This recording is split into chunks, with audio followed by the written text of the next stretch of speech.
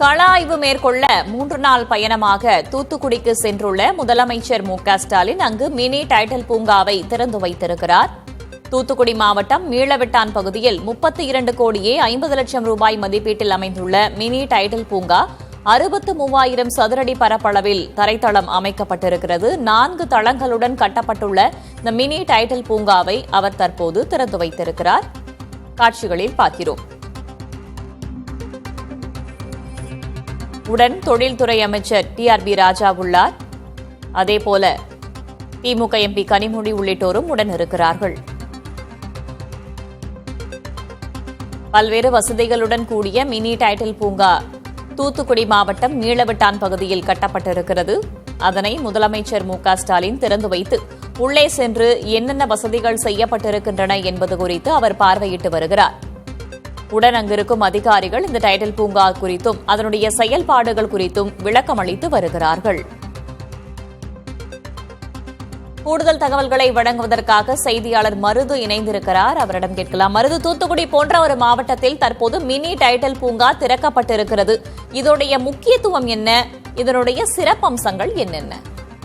தமிழகத்தில் தொழில் வளர்ச்சியை மேம்படுத்தும் வகையில் தமிழகம் முழுவதும் 8 மாவட்டங்களில் மினி டைட்டில் பூங்கா அமைக்கப்படும் என தமிழக அரசு சார்பாக அறிவிப்பானது வெளியிடப்பட்டிருந்தது. அதன் அடிப்படையில் சேலம், விழுப்புரம் உள்ளிட்ட பல்வேறு பகுதிகளில் அமைக்கப்பட்டிருந்த நிலையில் 4வது ஊராக தூத்துக்குடி மாவட்டத்தில் இருக்கக்கூடிய மீள்விட்டான் கிராமத்தில் மினி டைட்டில் பார்க்கானது சுமார் 32 கோடியே 50 லட்சம் ரூபாய் மதிப்பில் கட்டப்பட்டிருந்தது.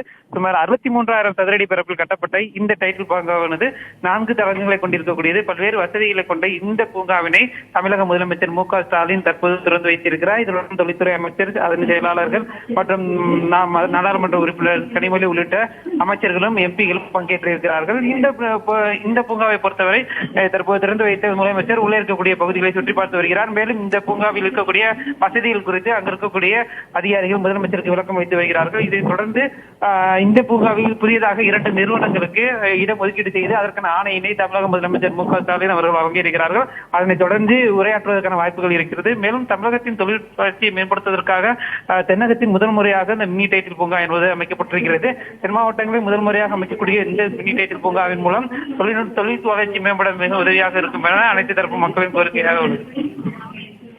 3 நாள் கள ஆய்வு மேற்கொள்ள இருக்கிறார். தற்போது மினி டைட்டில் பூங்காவை திறந்து வைத்திருக்கும் முதலமைச்சர் மு.க.ஸ்டாலின் அடுத்ததாக எங்கு செல்ல இருக்கிறார்? இந்த 3 நாள் முதலமைச்சருடைய பயண திட்டம் என்ன, மருதுபாண்டி?